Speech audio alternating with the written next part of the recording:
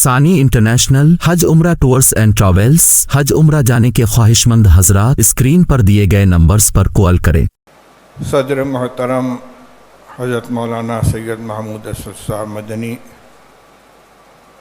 ارکان مجلس عاملہ جمعیت علماء ہند، ارکان گرامی مجلس منتظمہ جمعیت علماء ہند، جملہ حاضرین، مجلس منتظمہ کا یہ اہم اجلاس ایسے نازک وقت میں ہو رہا ہے جبکہ ملت اسلامیہ ہند بلکہ پورا ملک انتہائی نازک حالات سے گزر رہا ہے۔ اس ملک میں آزادی کے بعد ملت کے اوپر بہت نازک حالات آئے، ہزاروں فسادات ہوئے، جان مال کی تباہی ہوئی، دکانیں لوٹی گئیں، مکانات جلائے گئے، عصمتیں لوٹی گئیں، کاروبار تباہ کیے گئے، لیکن اب براہ راست مسئلہ ہمارے دین اور ایمان کا آ گیا ہے۔ اس ملت کو ایمان اور اسلام سے محروم کر کے ارتداد کے راستے پر لے جانے کی منظم کوششیں ہو رہی ہیں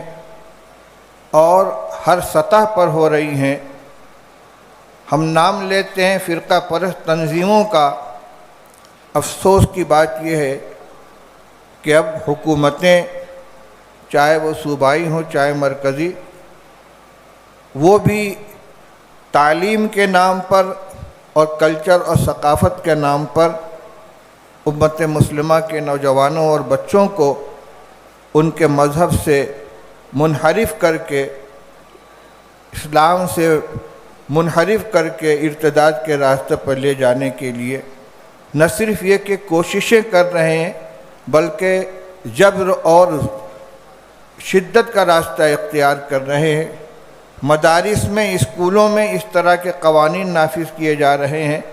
کہ بچے اپنے ایمان سے محروم ہو جائیں۔ میرے بھائیوں، میرے دوستوں، میرے بزرگوں، جمعیت علماء ہند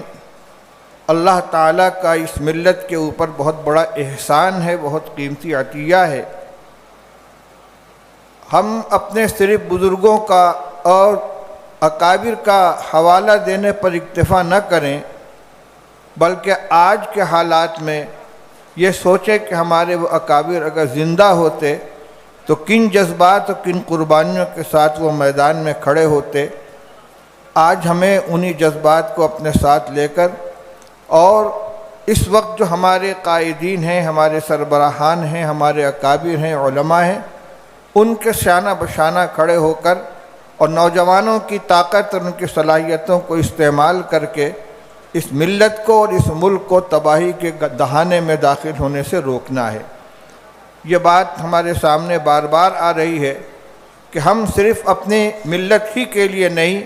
بلکہ پورے ملک کے لیے، پورے ملک کے مستقبل کے لیے فکر مند رہیں، اور جس راستے پر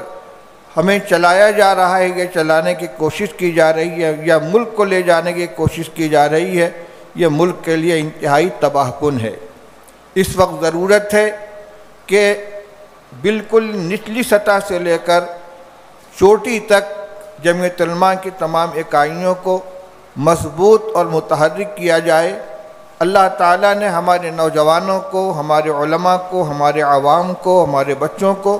جو صلاحیتیں عطا فرمائی ہیں، ان صلاحیتوں کو جمعیت کی پالیسیوں اور اس کے کاز کو بروئے کار لانے کے لیے اور ان کو مضبوط کرنے کے لیے استعمال کرنے کی ضرورت ہے۔ حضرت صدر محترم ہمارے درمیان، میں بلا کسی چاپلوسی کے یہ کہنا چاہتا ہوں کہ ہم نے اپنے اکابر حضرت مولانا سید حسین احمد صاحب مدنی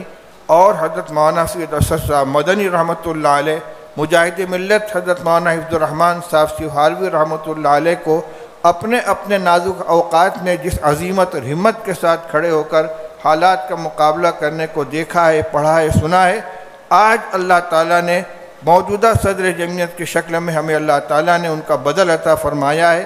ہمیں اس قیادت کو بھرپور قوت پہنچانی چاہیے، ان کے جذبات کی قدر کرنی چاہیے، اور اللہ نے ہمیں جتنی صلاحیتیں دی ہیں جان مال کی قربانی کے ساتھ ان کے شانہ بشانہ کھڑے ہو کر ان کے خواب کو شنمید تعبیر کرنے کی کوشش کرنی چاہیے۔ اللہ تعالی ہمیں اس کی توفیق عطا فرمائے۔ آج یہ پہلا اجلاس ہے،